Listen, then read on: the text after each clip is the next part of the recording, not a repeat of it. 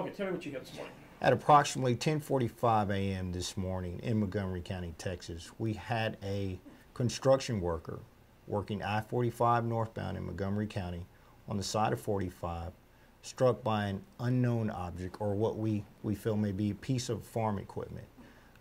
Basically what happened was we have several workers working on the expansion of I-45 behind a concrete wall barrier.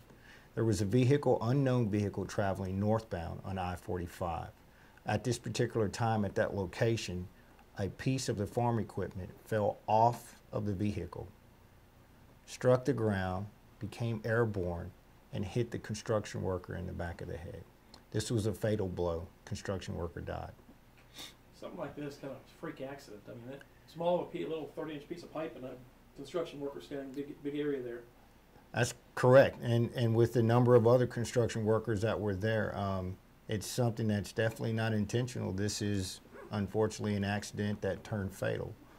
DPS looking, trying to find out some more information on this. What we're trying to do is, well, what we're asking right now, we don't have any witnesses at the moment, but what we're asking is, if you witnessed anything like this that happened, if you were in the Montgomery County area on today's date at 10:45 or earlier this morning, and you saw something fall off a vehicle, give us a call in our Houston office at 281-517-1300. That's 281-517-1300.